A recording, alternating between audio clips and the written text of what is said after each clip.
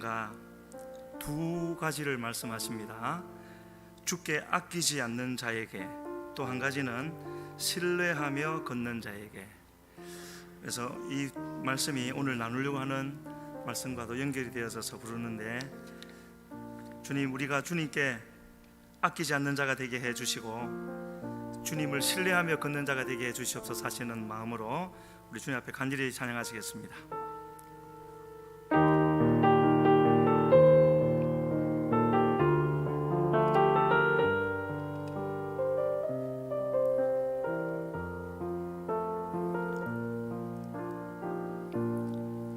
날이 저물어 갈 때, 길들에서 걸을 때, 그때가 하나님의 때. 내 힘으로 안 될 때, 빈손으로 걸을 때, 내가 고백해 여호와 이래. 다시 한번 보겠습니다. 날이 저물어 갈 때, 날이 저물어 갈 때, 빈들에서 걸을 때, 그때가 하나님의 때. 내 힘으로 안 될 때, 빈손으로 걸을 때, 내가 고백해 여호와 이래. 주가 일하시네, 주가 일하시네. 주께 아끼지 않는 자에게. 주가 일하시네, 주가 일하시네. 신뢰하며 걷는 자에게. 우리 모인 이곳에, 우리 모인 이곳에 주님 함께 계시네. 누리네 아버지 은혜. 적은 떡과 물고기 내 모든 걸 들을 때, 모두 고백해 여호와 이래. 우리 모인 이곳에, 우리 모인 이곳에 주님 함께 계시네. 누리네 아버지 은혜. 적은 떡과 물고기 내 모든 걸 들을 때, 모두 고백해 여호와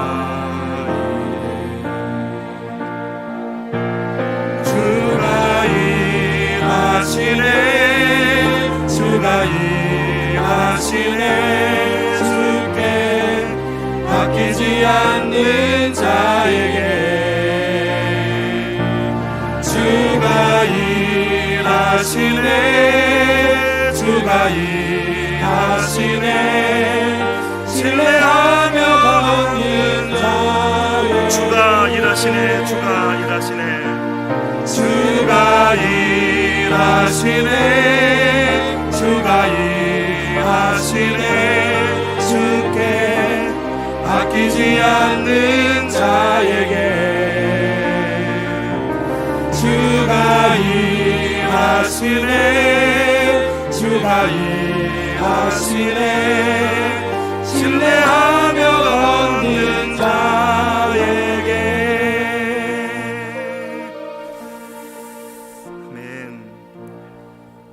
실수하지 않으시는 주님을 신뢰하며 나가는 우리 모두가 되기를 주님 앞에 간절히 소원합니다. 하나님 말씀 함께 읽으시겠습니다. 야고보서 5장 15절부터 18절까지 함께 읽겠습니다. 믿음의 기도는 병든 자를 구원하리니 주께서 그를 일으키시리라. 혹시 죄를 범하였을지라도 사하심을 받으리라. 그러므로 너희 죄를 서로 고백하며 병이 낫기를 위하여 서로 기도하라. 의인의 간구는 역사하는 힘이 큼이니라.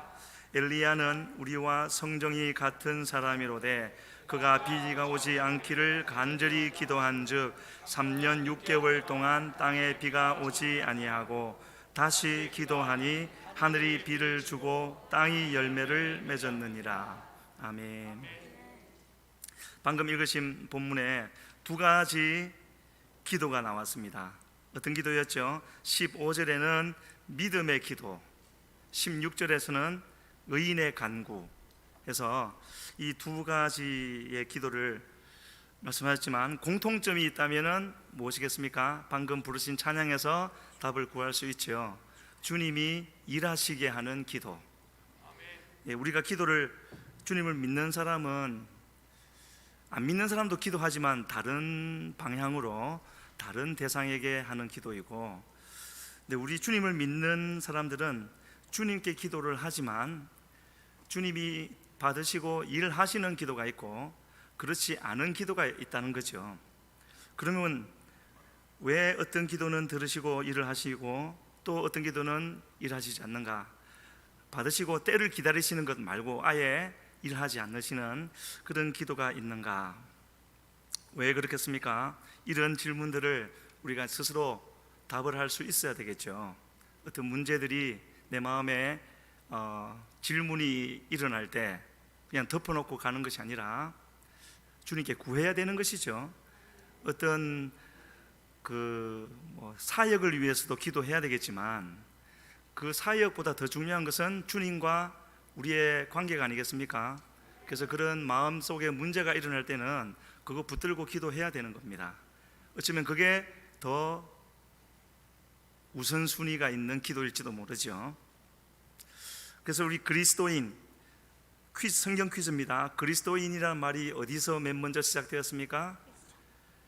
예루살렘 교회 다음으로 성령 충만했던 하나님의 역사에 그 쓰임 받았던 교회들이 있는데 첫 번째가 예루살렘 교회, 그 다음이 안디옥 교회, 그리고 에베소 교회 이렇게 넘어가지 않습니까?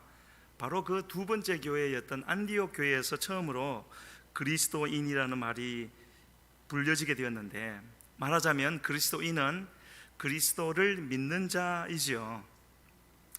그래서 그리스도를 믿는 자인데 잘 믿고 열심히 믿는 것 아주 중요하지만 더 중요한 것은 누구를 믿느냐, 무엇을 믿느냐 하는 것이겠죠. 이런 것을 두고 믿음의 방향성이라고 표현을 하죠.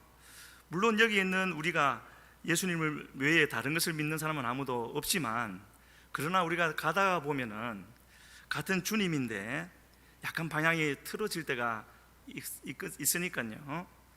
그래서 이 방향이 잘못되면은 그냥 이건 적은 일, 작은 일이 아니라 우리가 하는 그 모든 수고와 노력이 헛될 뿐만 아니라 아예 역방향으로 가는 결과가 올 수 있기 때문에 우리는 지금 나의 기도의 대상이 되고 내가 하는 모든 그런 신앙생활의 대상이, 그러니까 신앙의 목적이 무엇인가 하는 것을 자주 확인하면서 가야 될 줄로 믿습니다.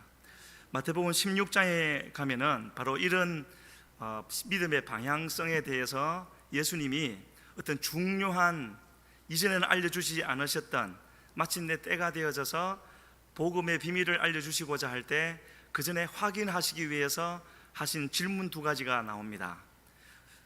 나중에 한번 읽어보십시오. 마태복음 16장 13절로 16절에 나오는 말씀인데, 첫 번째 뭐라 그러셨냐면은 가이사랴 빌립보라는 곳에 제자들을 데리고 가셔서 하신 말씀이죠.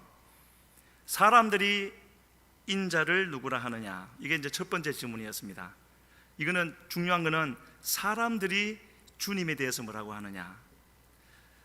그랬을 때 사람들로부터 들었던 답을 몇 가지 대답을 했는데, 세례 요한이라 그러기도 하고 엘리야라 그러기도 하고 예레미야나 아무튼 선지자 중에 한 명이라고들 합니다 라고 답을 드렸을 때, 진짜 질문, 두 번째 질문을 주님이 제자들에게, 아까는 주어가 사람들이었지만 이번에는 너희가 됐죠. 제자들, 가이사랴 빌립보에 데리고 갔던 그 제자들, 말하자면 2021년 9월 5일 주일 저녁 예배에 나온 해운대 순복음교회 성도님들에게 주님이 물으시기를 뭐라고 하신다고요?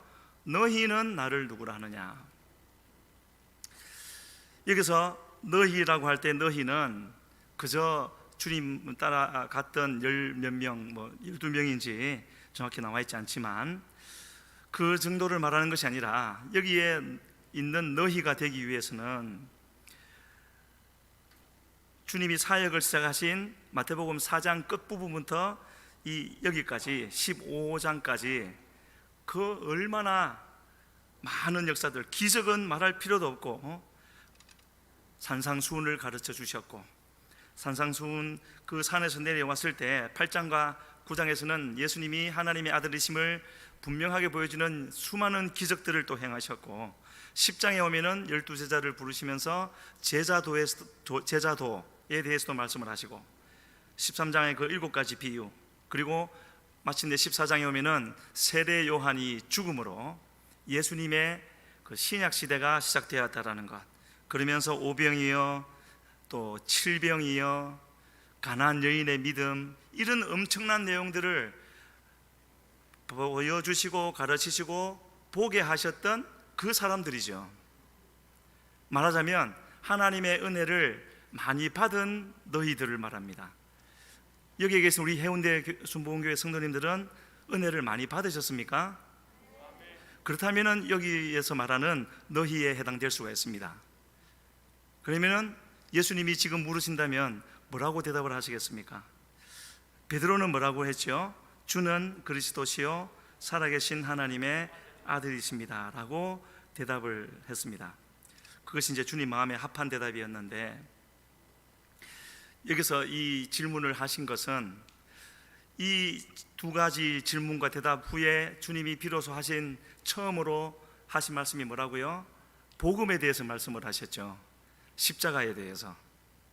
그런 복음을 듣기 위해서는, 또 들은 것을 깨닫기 위해서는 무엇보다도 이런 믿음의 방향성이 주님과 일치가 되어져 있어야 된다 하는 것을 여기서 말씀해 주시는 것이고, 그래서 그 많은 역사들과 말하자면 은혜를 받은 이 제자들이 예수님에 대해서 어떤 인식을 가지고 있는가? 우리는 예수님에 대해서, 하나님에 대해서 어떤 인식을 가지고 있습니까? 마치 하나님이 이스라엘 백성들을 출애굽시키시고 홍해 건너고 광야에서 수많은 역사들을 거친 후에 시내산에다 데려다 놓으신 이유가 뭐였다고요? 언약을 맺으시는 거였던 것처럼, 바로 여기서도 주님께서 가장 귀중하게 중요하게 여기시는 것은 주님과 하나 되어지는, 방향이 같아지는, 일을 많이 하거나 일을 많이 해야 되죠. 열심히 힘들도록, 그래서 나중에 저녁에 누우면은 머리가 닿자마자 잠이 들도록 열심히 일을 해야 되지만 그게 가장 중요한 것은 아니라는 것을 말씀하고 있습니다. 그래서 이 주님의 그 두 가지 질문에 대해서 제자들이 역시 두 가지 대답을 했는데, 하늘에 계신 아버지가 알려주시고 앞으로 교회를 세우시고 또 천국의 열쇠가 될 그 대답은 바로 베드로가 했던 두 번째 대답이었는데, 그러면 그 대답을 왜 베드로만 했을까? 12제자가 거기 있었는데 베드로만 했던 이유는, 그런 대답을 할 수 있는 은혜가 베드로에게만 주어져서 그렇겠습니까? 그렇지는 않을 것 같습니다. 그 뒤에 나오는 내용을 보면은 그렇다는 것을 짐작해 볼 수가 있죠. 어디를 보면 알 수 있느냐면은 바로 이어지는 내용 중에 이때로부터 하시면서 주님이 죽으셨다가 제3일에 살아나야 할 것을 말씀하셨고, 그 말을 들었을 때 조금 전에 분위기 같았으면 베드로는 주님 나도 그 길을 따라가겠습니다 이렇게 나왔어야 될 것 같은데, 곧장 어떻게 변하나요? 항변했다고 되어져 있죠. 절대 이 일이 주님께 미쳐서는 안 됩니다. 그러니까 예수님은 그러한 베드로에 대해서 사탄이라고 부르시면서 하나님의 일을 생각하지 않고 사람의 일을 생각한다 해서, 앞에 16절의 그 고백이 그냥 하나님의 베드로에게만 주신 강권적인 은혜에 의한 것이 있다면 지금 이런 현상도 일어나지 않을 텐데, 하나님이 주시는 은혜는 은혜이지만 우리 각자가 반드시 믿음으로 선택해야 될 부분들이 있다라는 것이고, 그래서 베드로는 첫 번째는 잘 선택을 했지만 또 넘어져 버리고 말았다는 것이죠. 그래서 우리도 많은 은혜를 받고 살아가고 있지만 좀 정직히 주님 앞에서 우리 자신을 생각해 보면은 참 한심하기 그지없지 않습니까? 저만 그럴 수도 있겠죠.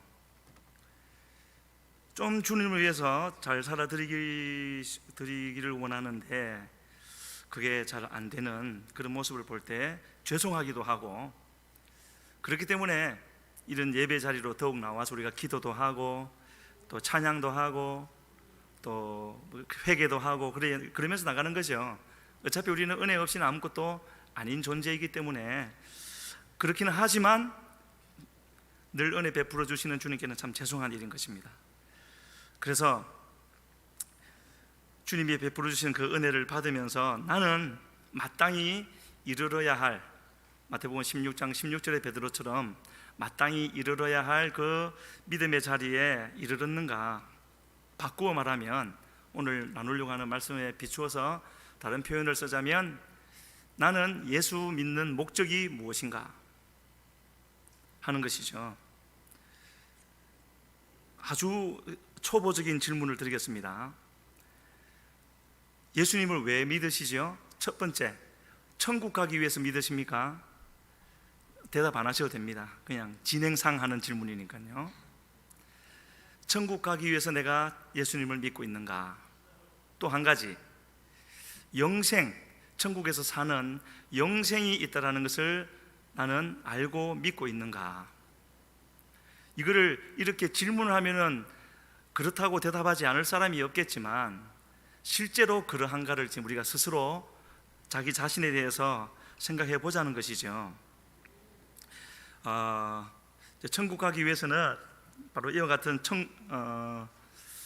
천국이 있다라는 것, 영생이 있다라는 것을 믿어야 되고, 또 한 가지가 더 있어야 되는 거죠. 믿는 것 말고요, 그 천국에 갈 준비, 자격을 갖춰야 되는데 자격은 다른 것이 아니죠. 예수님을 믿고 거듭나면 천국에 갈 준비는, 자격은 갖추어진 겁니다. 그런데 한 가지 더 있어야 될 것은 다른 조건이 있는 것이 아니라 그렇게 갖추온 천국 갈 자격을 계속 유지를 해야 되는 거죠. 계속 유지한다는 말은 주님과 동행한다는 말로 표현을 할 수가 있는데, 여기서 이제 우리에게 어떤 변수가 생길 수가 있습니다. 교회를 다니는데 이런 천국이 있다라는 것과 영생이 있다라는 것을 믿지 않는 사람은 없겠지만, 만약에 믿지 않는다면은 두 가지 경우겠죠. 아직 못 들었기 때문에. 전에 그런 말을 한번 들었습니다. 어느 목사님 설교를 통해서 다른 교회에서 신앙생활을 하다가 이사를 와서 그 교회로 왔는데 그 옮긴 교회에 와서 처음으로 천국이 있다는 걸 들었대요. 그걸 몰라서가 아니라 실제로 인식을 하기 시작했다는 것을 말하겠죠. 그 전까지는 그냥 세상 것을 위해서 살아가는 겁니다. 그렇겠죠. 그거는 엄밀히 말하면 올바른 신앙생활이 아니었다는 것이죠. 그래서 못 들었으면 그럴 수 있지만, 듣고도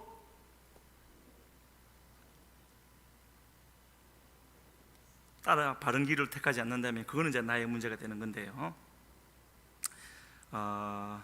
그래서 내가 천국이 있다는 것을 믿고 거기에 갈 그것을 내가 믿고 있다는 것을 스스로 확인할 수 있는 그런 뭐랄까요, 시금석이 있다면 자기 삶을 보면 되는 거죠. 거기에 갈 준비를 내가 하루하루 하고 있는가? 또 어떤 중요한 결정들이 있을 때, 여기서 중요하다는 말은 영적인 부분하고 우리 육적인 생활의 부분이 부딪히는 이런 결정들이 있을 때 어디에 기준을 두고 내가 결정을 하는가, 뭐 이런 것들을 보면은 천국을 내가 인식을 하고 거기에 갈 준비를 하고 있는가 하지 않는가 하는 것을 조금은 알 수 있는 거죠. 그래서 이처럼 이제 예수님을 믿는다라는 것, 지금 이제 서론이 자꾸 길어지는데요, 예수님을, 그리스도를 믿는다는 것은 너무나 당연한 얘기지만 너무나 당연한 얘기를 우리는 잊을 때가 있으니까 한번 이렇게 이야기하는 겁니다. 천국이 있다라는 것과 영생이 있다라는 것을 우리가 믿는 것을 의미하고요. 그것을 이제 그 부분은 지금까지 말씀드렸고, 또 한 가지 드릴 말씀은 그리스도를 믿는다는 것의 의미에 있어서 오늘 본문과 관련해서 기도의 능력을 믿는 것이죠. 예수님을 믿는다라는 것은 여러 가지 수많은 의미가 있지만, 오늘 읽었던 야고보서 5장 15절로 18절 이 본문을 놓고 볼 때는 기도의 능력을 믿는 것이다. 기도의 능력을 믿는다라는 말은 예수님이 어떠한 분인 줄을 안다라는 것이고, 그분이 받으실 만한 기도를 하면 반드시 들으시고 역사하신다는 믿음이 있다라는 뜻이죠. 쉽게 말해서 기도하지 않는다라는 것은 예수님이 누군지를 모르는 것이고, 또 예수님이 무엇이든지 하실 수 있다라는 것을 믿지 않는다는 뜻이죠. 나에게 큰 일이 닥쳤고 나로서는 어떻게 할 수가 없는데 주님은 할 수 있다라는 것을 진짜로 믿는다면 기도하지 않겠습니까? 그런데 기도하는 것 같지만 앉아서 염려하는 경우가 많죠. 걱정하고 염려하고. 지금은 좀 달라졌겠습니다만은 제가 학교 다닐 때, 저는 이제 8호 학번이니까 아주 옛날입니다. 그때 대학 4학년이 되면은 일컫는 말이 있습니다. 도서관 주변 학파. 4학년이니까 취업 준비해서 도서관을 가는데 도서관에 들어가서 공부하지 않고 주변에 앉아서 걱정한다는 거죠. 그 사람들을 두고 도서관 주변 학파라 그럽니다. 기도한다고 교회에 올 수도 있고 또 그렇게 할 수 있지만 실제 기도하기보다는 염려하고 있지는 않은가, 사람과 이야기하는 시간이 더 많지는 않은가 하는 건요. 그래서 오늘 본문 15절에는 분명히 이렇게 말하고 있습니다. 믿음의 기도는 병든 자를 구원하리니. 믿으시죠? 우리가 기도하면, 우리만 있으면 안 됐는데 주님이 계시기 때문에 우리가 기도하면 병자가 낫는다. 그거는 저의 개인적인 체험이기도 하고요. 제가 그렇게 나았으니까요. 그리고 뭐 다들 그런 체험들이 있으시죠. 한두 번만 있겠습니까? 또 지금도 우리 교회에 뭐 많은 일들이 있지만 제가 직접 보는 것은 아니니까 우리 교회 중보기도 팀을 통해서도 하나님의 많은 기도의 응답, 특히 아픈 분들 뭐 기도해서 다 되는 경우는 아니지만, 그러나 또 우리가 기도할 때 응답하시는 경우도 많이 있는 것을 볼 때 이 말씀은 분명히 진리인 것이죠. 우리가 기도하면, 여기 표현으로 빌리면 믿음의 기도는 병든 자를 구원한다고 되어 있는데, 저거는 영혼의 구원이 아니라 병을 낫게 한다는 뜻이죠. 그리고 우리가 기도하면은 아직도 믿지 않는 우리 가족 중에 말하자면 죄인이 돌아온다는 것, 이런 것을 우리가 이제 믿는 것, 이것 또한 그리스도를 믿는 믿음의 표현이라고 할 수가 있는데, 이것을 설명하기 위해서 오늘 본문은 엘리야 선지자를 예로 들었습니다. 제가 이제 이 말씀 준비하면서 언제인지 정확히 기억하지 않는데 10년은 더 된 것 같습니다. 우리나라에 봄과 여름에 가뭄이 아주 심하게 들었던 적이 있었습니다. 한 3, 4개월 동안 전혀 비가 오지 않는. 그래서 그때 그 결과 무슨 일까지 있었느냐 하면은요, 밤에 어느 논에 물을 이렇게 가둬놨는데 밤에 물차가 와서 그 물을 싹 다 훔쳐가 버렸습니다. 그리고는 그 물이 있던 논의 주인이 그 다음날 자살을 해버렸습니다. 그 정도였습니다. 단 3, 4개월 비가 오지 않았는데도 그런 일이 벌어졌거든요. 그런데 지금 성경에서 말하는 엘리야 때에는 얼마 동안 비가 오지 않았다고요? 3년 6개월을 비가 오지 않았다고. 이슬도 내리지 않고.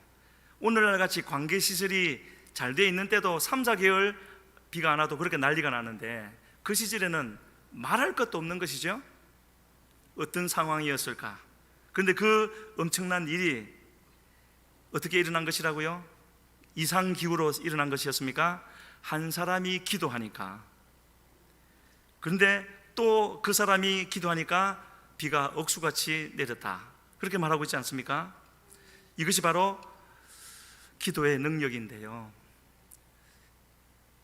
우리도 그런 기도의 능력을 믿고 있는가 하는 것을 지금 우리가 말하고 있는 것이고요.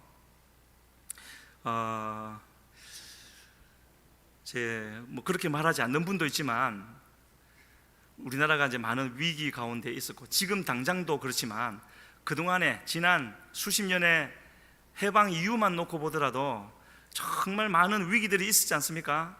전쟁설도 많이 돌았고요. 여러 가지 뭐 위기들이 있었는데 정말로 이때는 끝났구나, 끝났었겠구나 하는 때가 있었지만 또 지나가고 또 지나가고 넘어가고 그런 위기가 마치 전혀 없었던 것처럼 넘어가고 오늘까지 이렇게 오게 되었는데 이거는 다른 어떤 뭐 정치인이라든지 그분들이 수고는 많이 하겠지만 그 사람의 힘으로 노력으로 된 것은 아닌 것이죠. 누구 때문에 그러겠습니까? 물론 하나님의 은혜지만 좀 더 좁혀서 구체적으로 생각하자면 기도하는 사람들 때문이겠죠. 믿음으로 기도하는 사람들. 지금도 이런 위기가 닥치니까 정말로 곳곳에 방방곡곡에 그런 믿음의 사람들, 기도의 사람들이 일어나는 것을 우리가 보지 않습니까? 간절히 바라기는 그런 기도하는 사람들 속에 우리가 끼어야 할 텐데요, 주님 보시기에.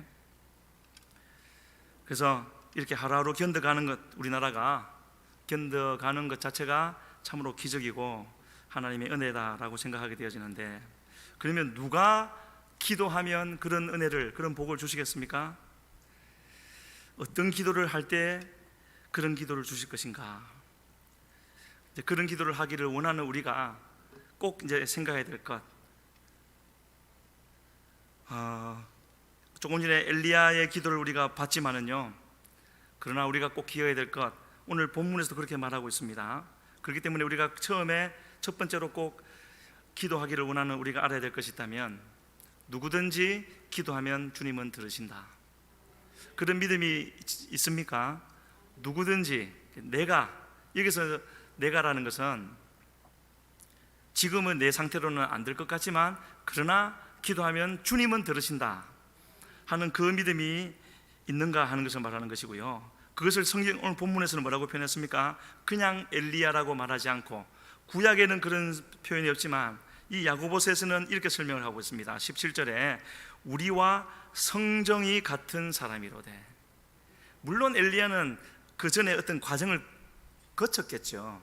근데 그걸 말하는 것이 아니라 그거는 주님이 베풀어 주실 은혜에 해당되는 것이고, 여기서 성정이 같은 사람이라고 하는 것은 우리가 그 열왕기상에서 17장 이하에서 아는 바와 같이 엘리야도 낙담하기도 했고 하나님을 원망하기도 했고 또 실수하기도 하고 똑같은 그런 사람들이었다라는 거죠. 그래서 우리와 성정이 같은 사람이로되 그가 비가 오지 않기를 간절히 기도한 즉 오지 않았다라는 말은 우리도 기도하면은 하나님이 들으신다라는 거죠. 다만 저 기도할 때 엘리야가 가졌던 하나님에 대한 지식과 믿음을 가지고 있으면 된다는, 그것을 우리에게 말씀해 주고 있습니다. 그래서 어떤 자체로 특별한 사람이었기 때문에 그런 기도를 했고 하나님이 들으셨고 그런 일을 이루셨다는 것이 아니라 그냥 기도했다라는 것이고요. 다만 그 기도가 어떤 기도였나, 어떤 심령에서 나온 기도였느냐. 그래서 이제 우리도 안타까운 것 중에 하나가 심령이 간절해지지 않는 그런 것 때문에 안타까울 때가 있지 않습니까?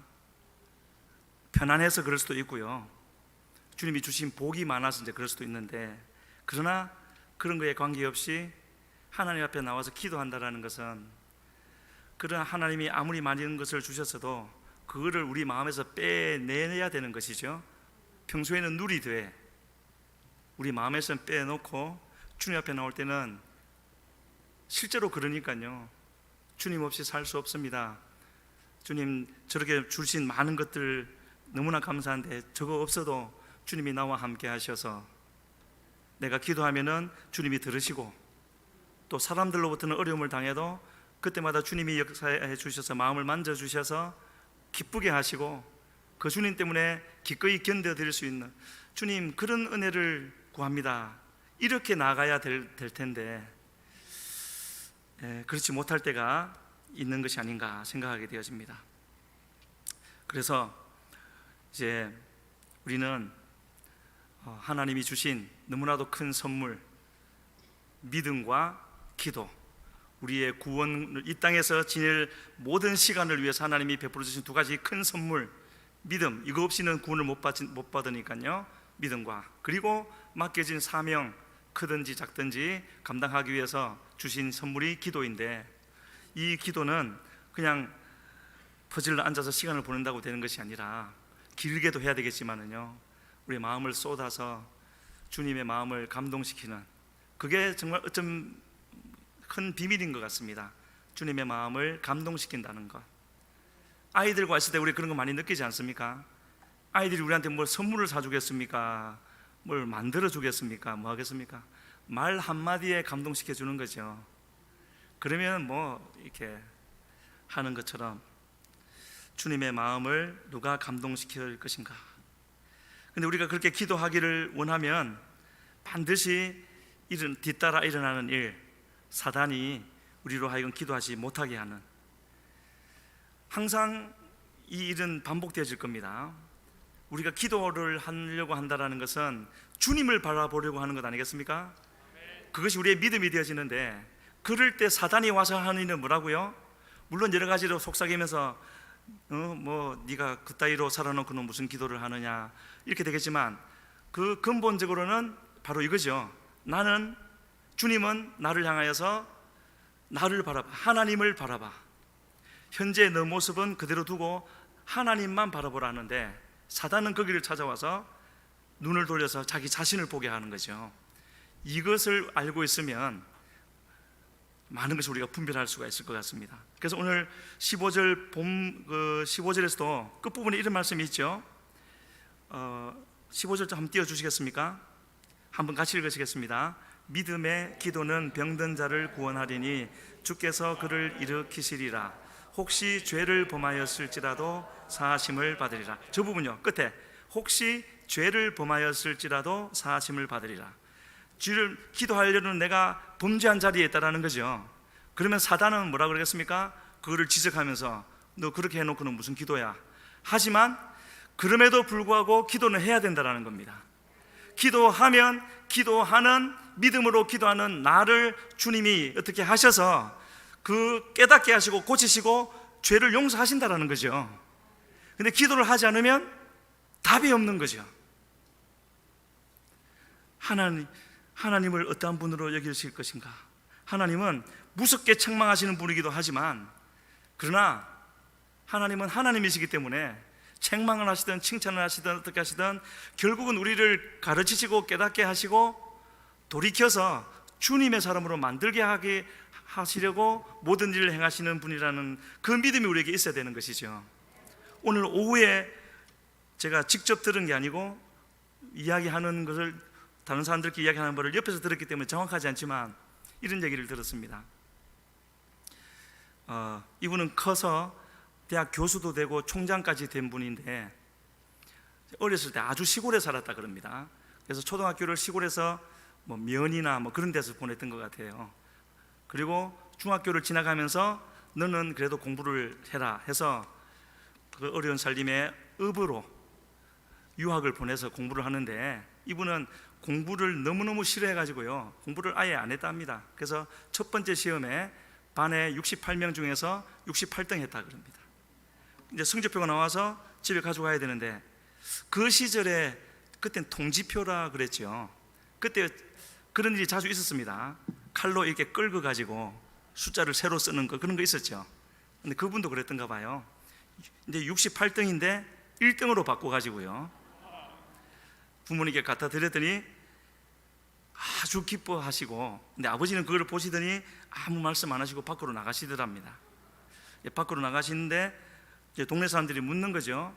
자네 아들 저 업으로 유학을 갔는데 공부는 좀 어떤가? 그러니까 아버지가 근데 그놈이 글쎄 1등을 했다네 그랬대요. 그러니까 동네 사람들이 읍에 가서 1등 했다 그러니까 한턱 내라고. 그러니까 아버지가 한턱을 내는데 뭐로 한턱을 냈냐 하면은요, 그 집에서 제일 큰 재산이 돼지였답니다. 돼지가 한 마리 있었는데 그 돼지를 덜컥 잡으시더라는 거죠. 돼지 잡으려고 할 때 이분이 그 중학생 1학년짜리 거짓말인데 제일 큰 재산인 돼지까지 잡으려고 하니까 막 말리려고 하는데, 그러려고 하니까 또 거짓말이 들통나서 못 말렸대요.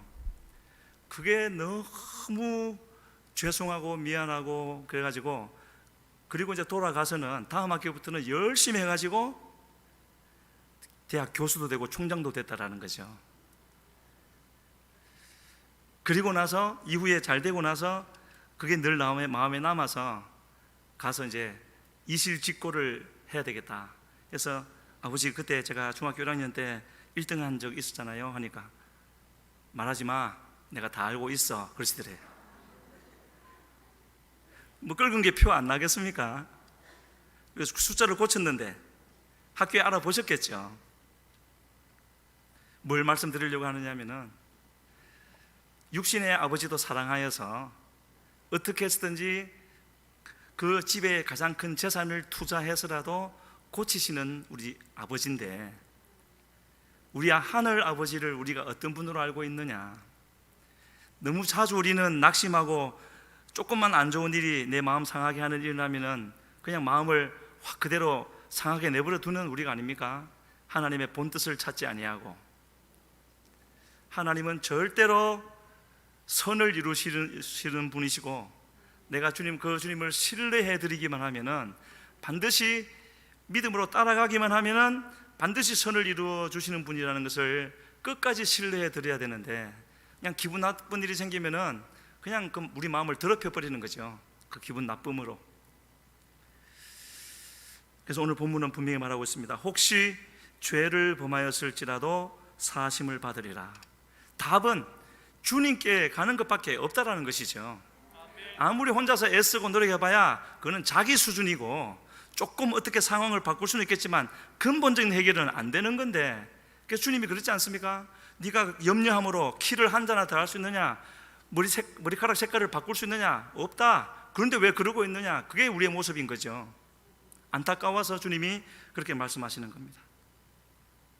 그래서 주님은 우리의 어떠함 때문에, 물론 믿음을 가져야 되지만 그걸 말씀드리는 것이 아니라, 우리의 어떠함, 어떻게 태어나고 어떤 집안에 태어나고 어떤 것을 갖추고 있고 이런 것 때문에 우리의 기도를 들으시는 분이 아니라, 믿음으로 기도하느냐 하지 않느냐를 보시는 주님이라는 것. 범죄한 자리에 있어도 믿음으로 나오면 된다라는 것을 이렇게 말씀을 해주고 있습니다. 하나님은 우리가 기억을 잘 못해서 그렇지요, 많은 은혜들을 이미 베풀어 주신 주님이 아니겠습니까? 영적인 기억력이 좋아야 되는데 그렇지를 못한 것 같습니다. 이런 기도의 내용이 나오면은 자주 예화로 등장하는 조지 뮬러라는 분을 잘 아실 겁니다. 몇 번을 기도 응답 받았다고 되어져 있던가요? 5만 번이라 그러죠. 그런 책도 나와 있죠. 근데 5만 번은요, 하루에 한 번씩 응답을 받으면은 137년이 걸립니다. 한번 계산해 보셨습니까? 하루에 한 번씩 받으면은 137년요. 그래서 많은 이야기가 고아원을 통하여서 그렇게 이루어진 것을 볼 수 있는데, 한 번은 그분이 그렇게 말을 했습니다. 이런 기도를 해서 응답을 받는 것은 고아원 운영을 위해서가 아니라, 물론 고아원 운영하고 밀접한 관련이 있었지만 수많은 이야기들이 있지 않습니까? 운영을 위한 것이 아니라 하나님이 살아계시다는 것을 내 주변 사람들에게 보여주기 위해서 그렇게 한 것이라고요. 그랬을 때 생각났던 말씀 한 구절은요, 주님이 이제 죽으시기 몇 시간 전에 이렇게 말씀하신 게 있죠. 지금까지는 너희가 내 이름으로 아무것도 구하지 아니하였으나, 지금까지는 구하라, 그리하면 받으리니 너희 기쁨이 충만하리라.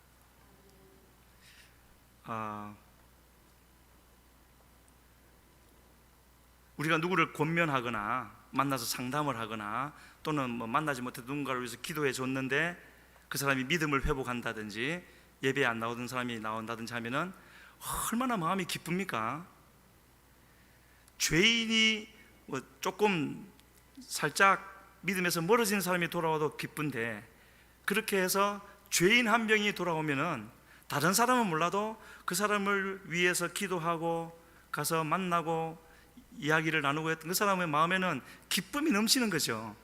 그래서 조금 전까지만 해도 막 슬프고 마음에 부담이 있고 해서 다른 일도 하기 싫고 막 그랬는데, 그런 일이 일어나면은 별거 아닌데도, 실제적으로 내게 주어진 건 아무것도 없는데도 힘이 생기고, 그 말씀을 지금 주님이 하시는 겁니다. 구하라 그리하면 받으리니 너희 기쁨이 충만하리라.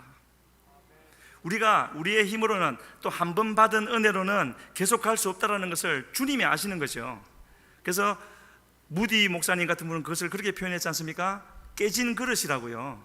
아무리 가득 채워져도 좀 지나면 다 빠져버리는 겁니다.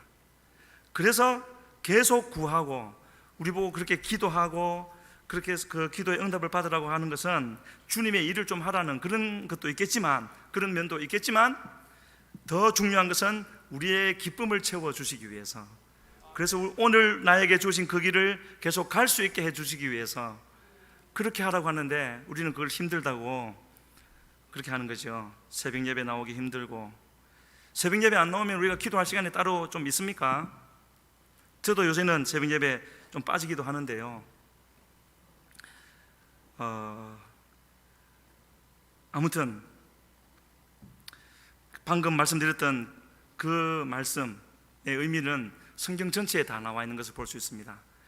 구하라 그리하면 받으리니 너희 기쁨이 충만하리라. 주님의 이름으로 구하면.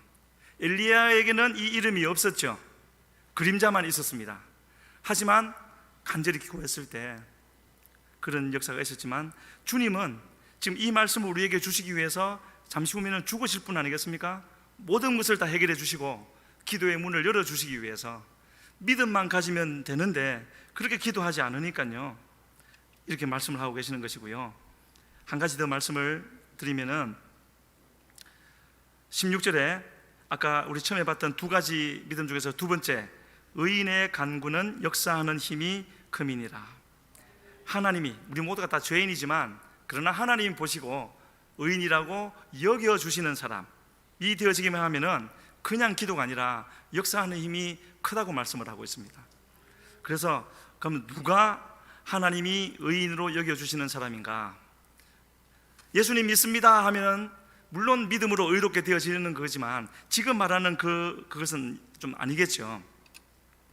그래서 우리의 믿음의 조상이 되어지고 믿음으로 의롭게 되어지는 그 최초의 모델이 되어지는 아브라함에 대해서 생각을 해봤는데요, 창세기 17장 말씀을 몇 군데 보고 오늘 말씀 마무리하도록 하겠습니다.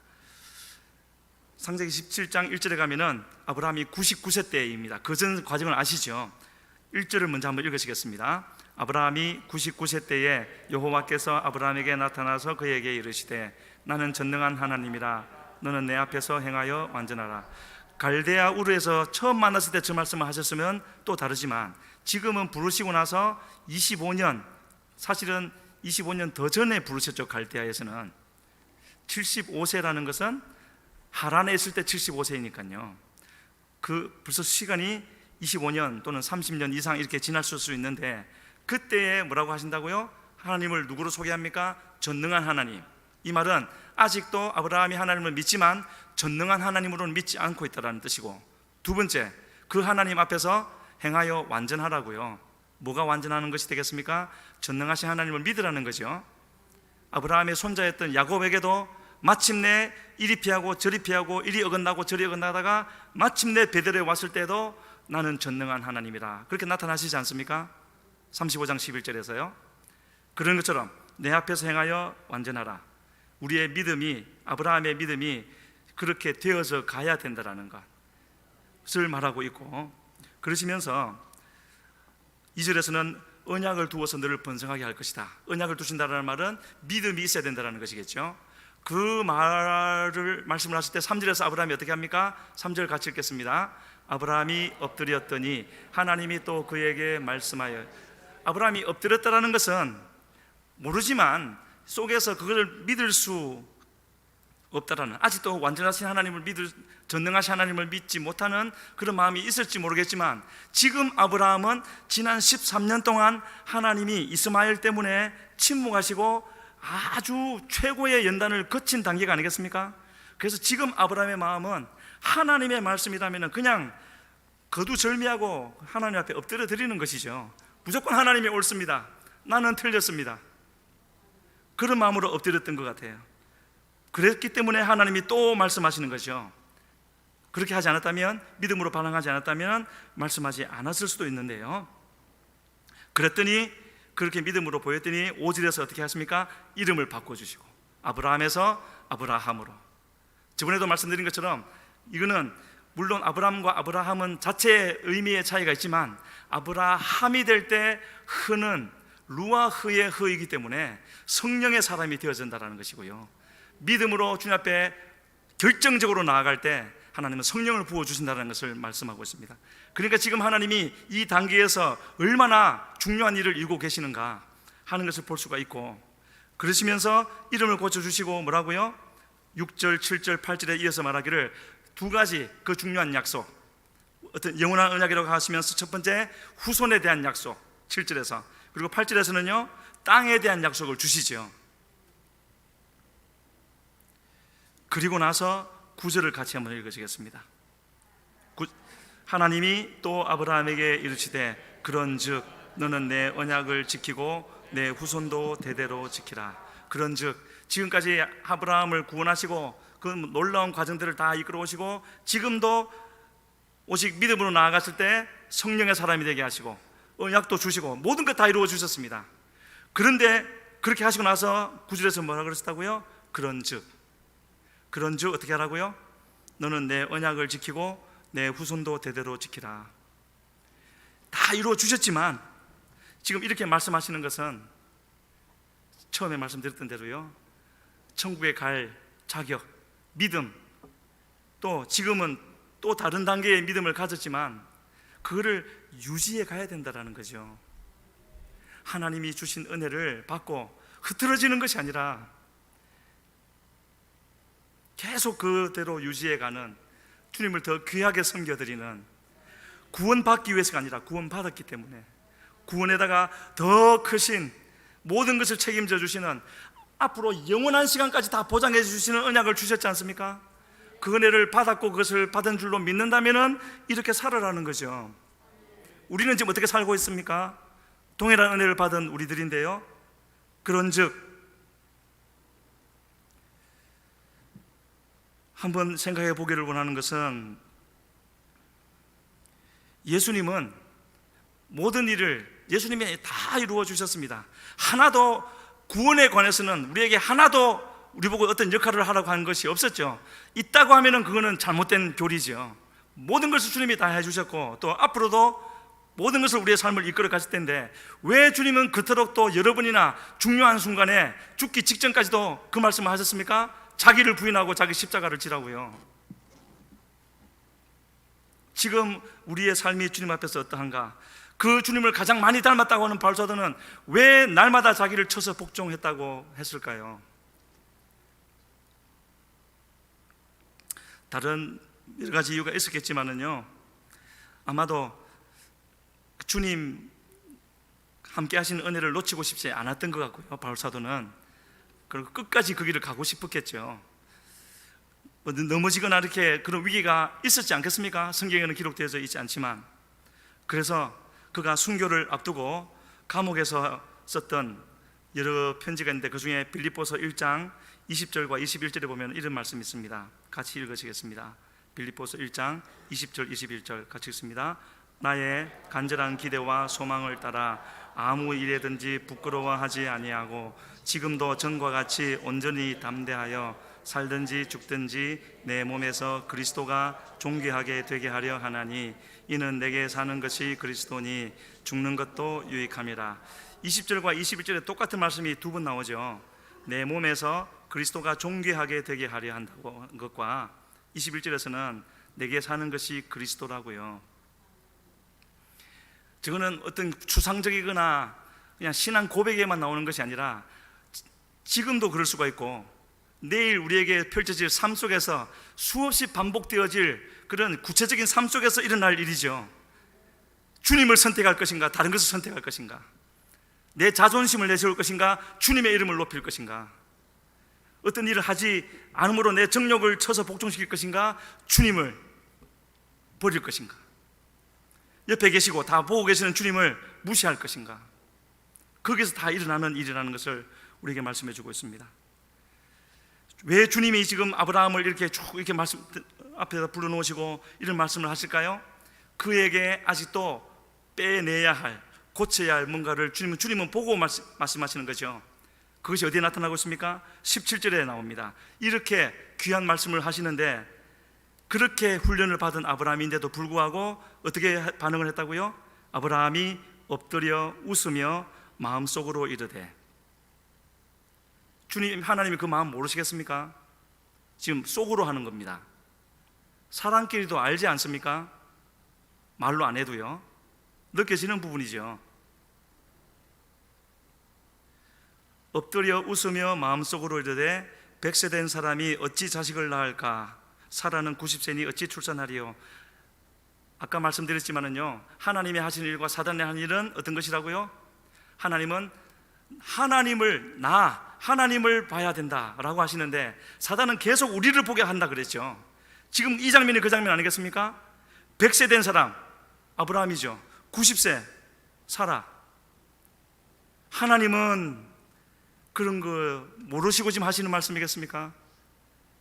그런데도 이 정도 되는 아브라함도 지금 그러고 있다는 거죠. 그러니 어찌 바울 사도가 날마다 자신을 쳐서 복종시킨다는 말을 하지 않을 수가 있었겠습니까? 주님을 따르기를 그렇게 원하는 마음이 있는데.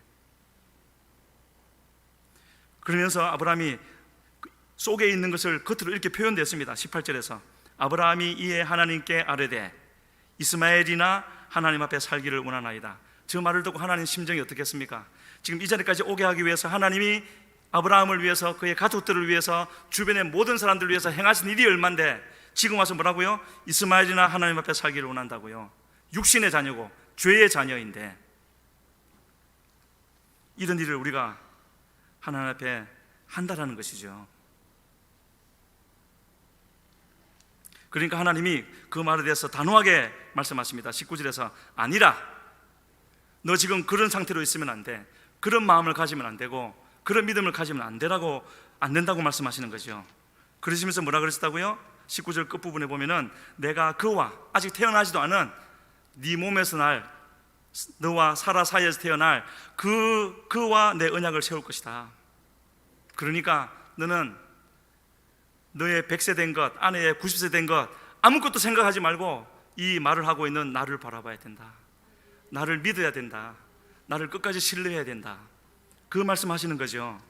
하나님이 얼마나 안타까우셨으면 20절에 이런 말씀도 하십니다. 이스마엘에 대해서는, 자꾸 아브라함이 자기 아들 이스마엘을 걱정하니까 이스마엘에 대하여는 내가 네 말을 들었다고 하시면서 12두령 12민족을 만들어 주시겠다고 하시겠다고까지 말씀하지 않습니까? 이스마엘을 위해서 그렇게 하시는 겁니까? 아무것도 걱정하지 말고 하나님 나만 믿으라고 말씀하시는 거죠. 그때 이 순간이 아브라함에게서는 가장 큰 위기 중에 한 번이었을 겁니다. 그 순간에 어떤 선택을 하느냐, 어떤 선택을 했습니까? 23절에 나와 있습니다. 같이 읽으시겠습니다. 22절을 먼저 보시겠습니다. 그렇게 말씀하시고 하나님이 아브라함과 말씀을 마치시고 그를 떠나 올라가셨더라.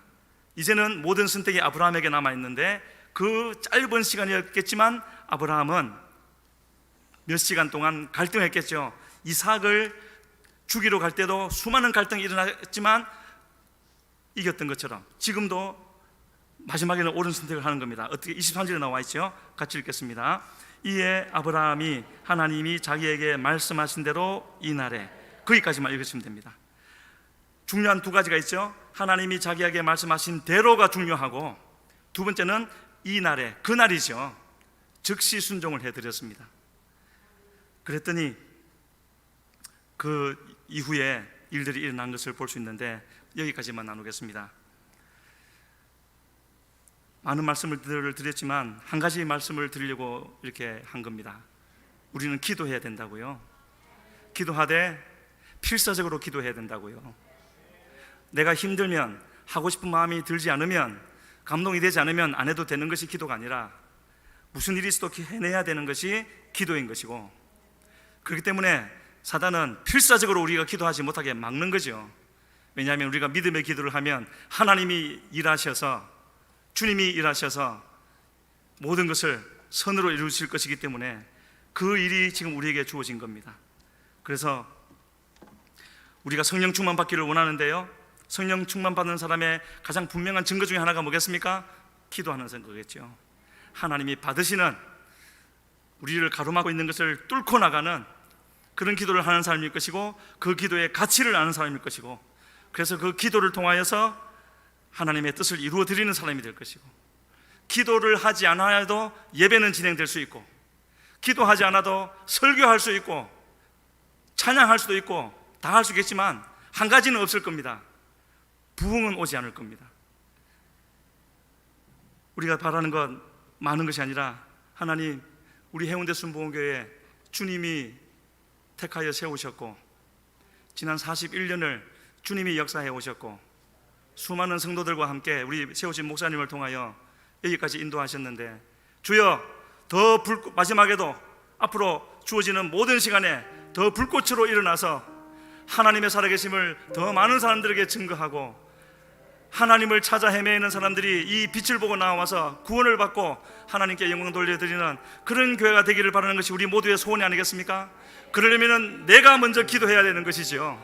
내 삶을 깨트리고 내 마음을 깨트리고 주를 믿는 믿음을 굳건히 하여서 말씀 붙들고 나아가서 기도하면 우리 한 사람 한 사람에게 역사하심으로 우리 교회가 하나 되어지고 성령의 역사를 다해 주심으로 그런 은혜가 있을 줄로 믿습니다. 그런 부흥이 있을 줄로 믿습니다. 주여, 이 시간에 우리 같이 기도하며 나가겠습니다. 하나님, 내 마음을 붙들어 주시옵소서. 연약하고 부족하고 질그릇 것 같은 이제 내 마음을 이 시간에 주의 성령으로 채우심으로 정결케 하여 주시고, 내가 사는 목적, 주님을 믿는 목적이 오직 하나, 주님을 더 아는 것이며 주님을 이 세상에 나타내며 주님을 증거하는 것이 되게 하여 주시어서 주님이 기뻐 쓰실 수 있는 우리 한 사람 한 사람, 우리 해운대 순복음교회가 되게 하여 주시옵소서. 주여 부르시고 기도하며 나갑니다. 주여, 주여 도우시옵소서. 하나님, 하나님, 아버지여,